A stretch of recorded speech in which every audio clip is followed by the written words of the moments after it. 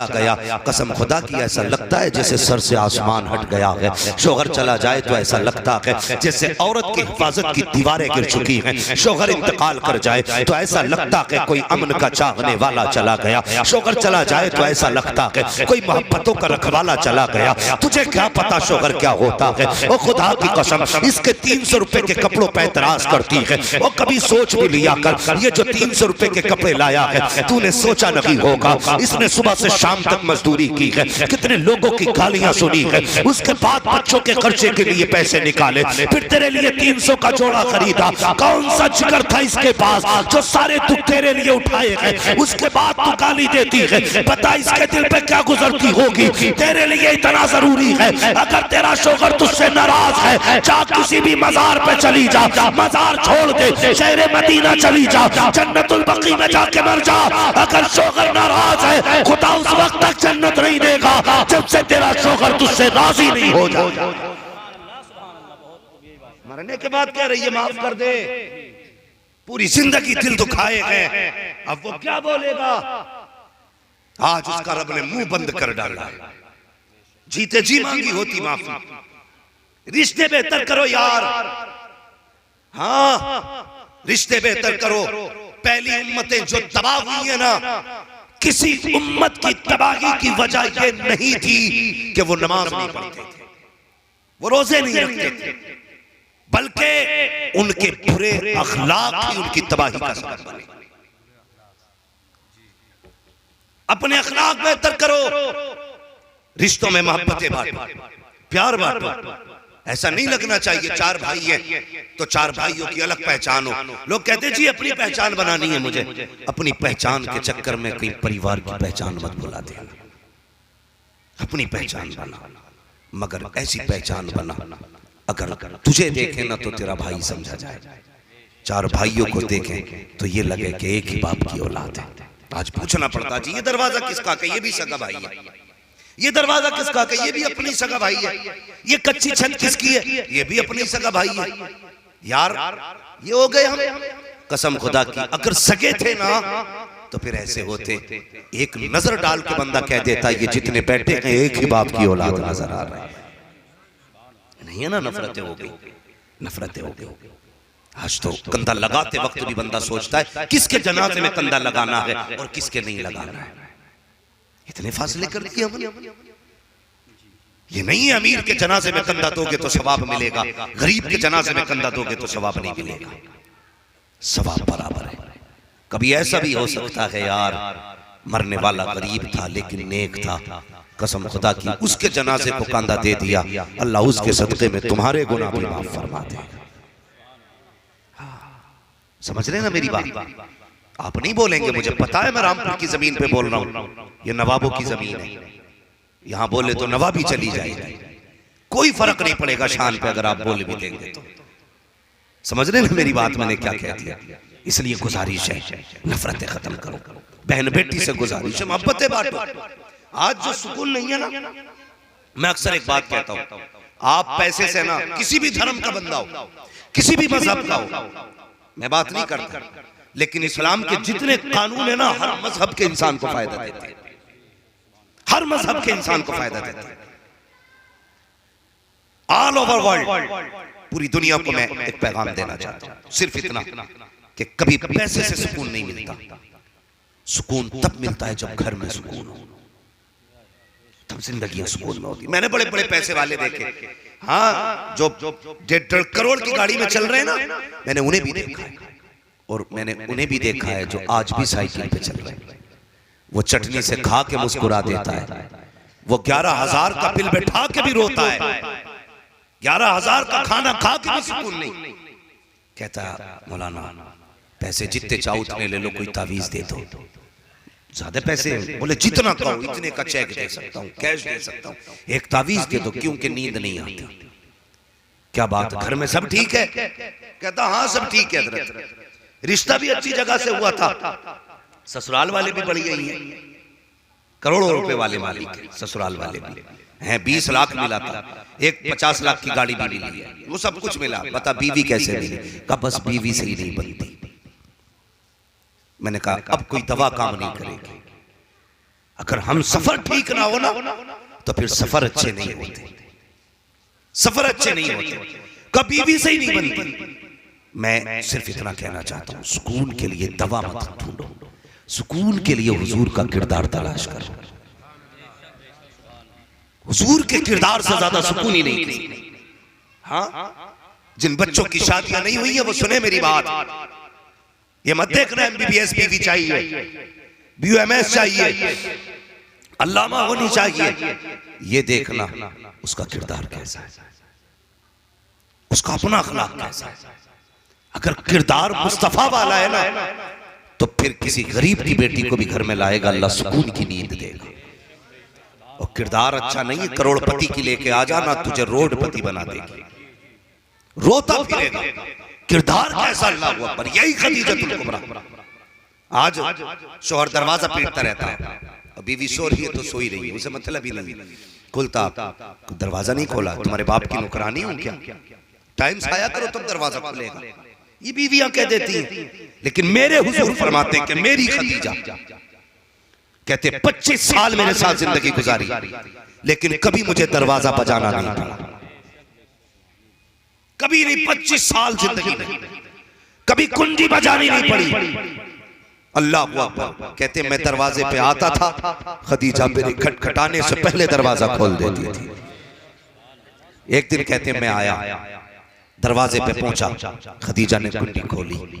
मैंने कहा खदीजा एक बात बता, कभी मैं खांसा नहीं, आवाज नहीं दी, तुझे कैसे पता चल गया मैं आ गया?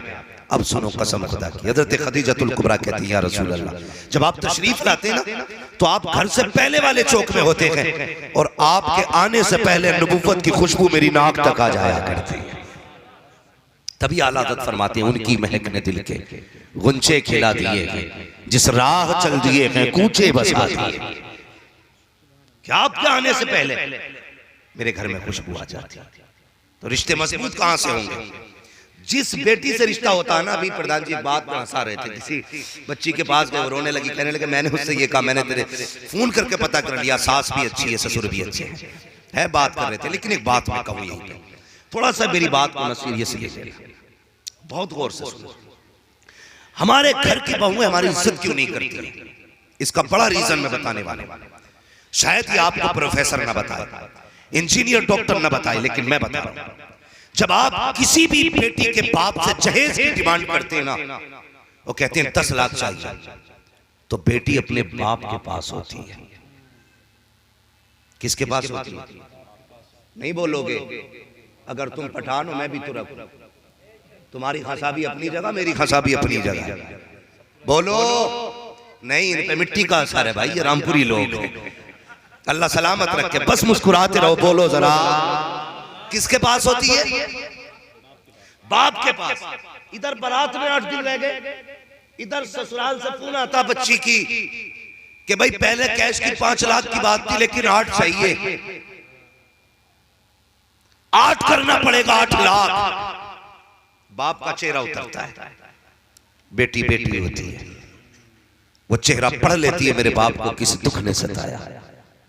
पास बाप के बैठ के कहती है अब्बा आज आधी रोटी खाई, क्या बात है, तबीयत ठीक है? बाबा हर दिन 1.5 रोटी खाते थे, आज आधी क्यों? बाप रो देता है, कहता बेटी तेरी ससुराल से फोन आया था, उन्होंने 5 लाख से बढ़ा के 8 लाख कर दिए। बेटी जानती है मेरा बाप रिक्शा चलाता है, मेरा बाप ठेला चलाता है, मेरा बाप फल बेचता है, मेरा बाप सब्जी बेचता है, मेरा बाप मजदूरी करता है, ईंटें ढो के उसने 5 लाख इकट्ठे किए थे। रो देती है यार बेटी, कहती है अब्बा फिर का बेटी फिर क्या सोचूं, मेरा तो जी चाहता है कि मैं जमीन बेचूं और उनकी मांग पूरी करूं। बेटी कहती ना बाप, मेरा गला दबा दे, मैं मर जाऊंगी, तेरे दुख खत्म हो जाएंगे। एक बाप घर बेच के 8 लाख जब तुम्हारी डिमांड पूरी करता है ना, वो बेटी के दिल पे लिखी रहती है। जब तेरे घर में आती है 1000 बेटी कह ले, उसे याद है ये वो जालिम है जिसने बाप की जमीन बिकवा दी थी, ये वो लोग हैं जिन्होंने कहा था 8 लाख पूरे ना किए तो बारात नहीं आएगी, ये वो लोग हैं जिन्होंने कहा था डिमांड पूरी नहीं की गई बारात नहीं लेके आएंगे, ये वो लोग हैं जिनकी वजह से मेरा बाप 8 दिन सोया ना था, ये वो लोग लोग हैं जिनकी वजह से मेरे बाप की रातों की नींदें चली गई थी और तू 8 दिन की नींदें छीनता है, ये आकर के तेरी जिंदगी भर का करार छीन लेते हैं। तावीज़ असर करेंगे फिर? जा किसी मलंग पे चला जा, वली पे चला जा, किसी बेटी के बाप का दिल दुखाया है, ना तुझे यहां सुकून मिलेगा ना कब्र में जाके सुकून मिलेगा। फिर कहता सुकून नहीं, बीवी फर्मा बरदार नहीं। काश क्या कि अच्छा होता, लड़की के बाप ने कहा होता कि बारात में 300 लोगों की बात हुई थी, खाने का इंतजाम मुकम्मल ना हुआ, तो कह देता साहब हम तो तुम्हारी इज्जत में लिए आएंगे, तुम कहो तो 5 आ जाए, तुम कहो तो 10 आ जाए, तुम कहो तो 50 आ जाए, इतना कह के तो देख, कसम खुदा की इधर बेटी के बाप को पता चलता कि ये मेरे हमदर्द है, मेरी रजा के लिए इन्होंने अपनी इज्जत की परवाह ना की, 300 बारात से घटा करके 50 लोग ला रखे हैं, और यार बेटी चल करके आती और तेरे घर में आने के बाद पूरी जिंदगी तेरा चेहरा देखती, कहती एक बाप वो था जिसे मैं के छोड़ के आई हूँ, एक बाप ये है जिसे ससुराल में आके देखा है, उसने बचपन से जवानी तक हिफाजत की इज्जत की, इसने जवानी से बुढ़ापे तक की इज्जत का ठेका ले लिया।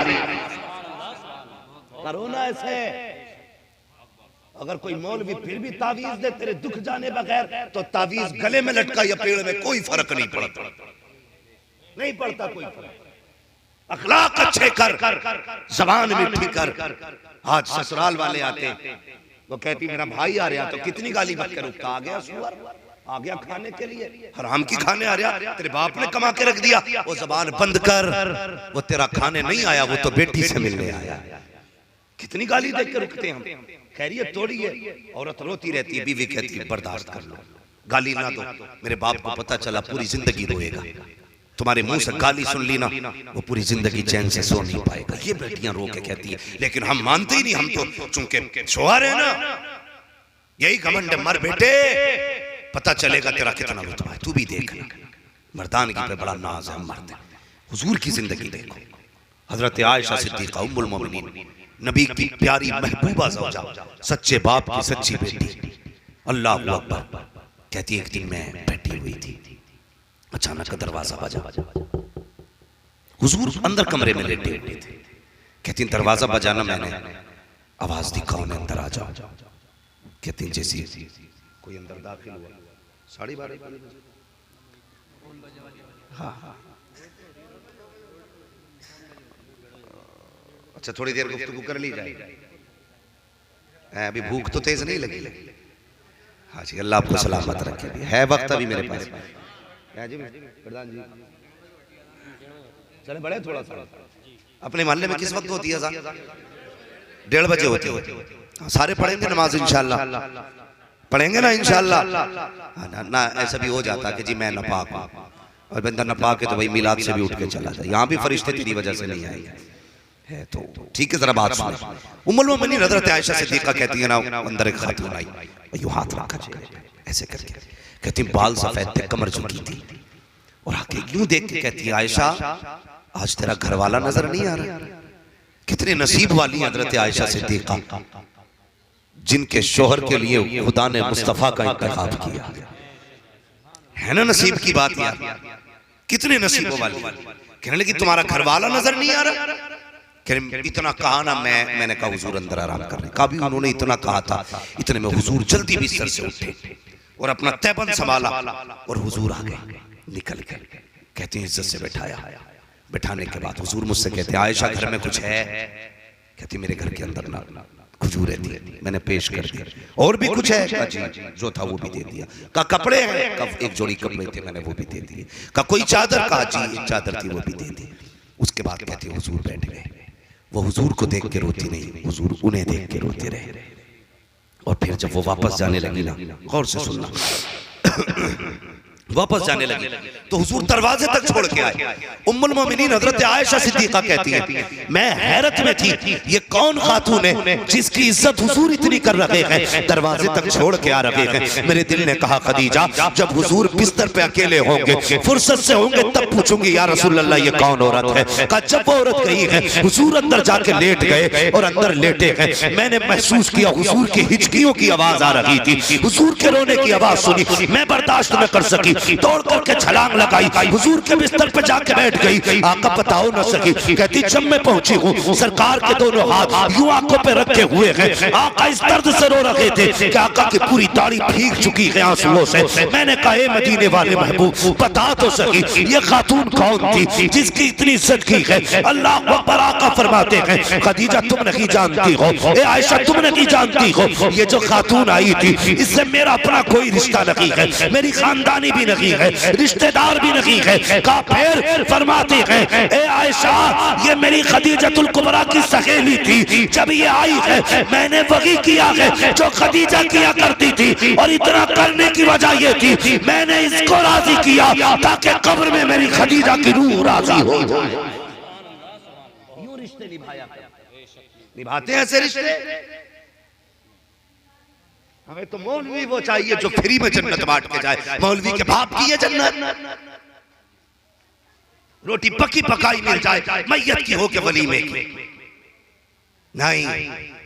डॉक्टर इकबाल ने कहा था न संभलोगे तो मिट जाओगे हिंदी मुसलमानों, तुम्हारी दास्तां तक भी न होगी दास्तानों।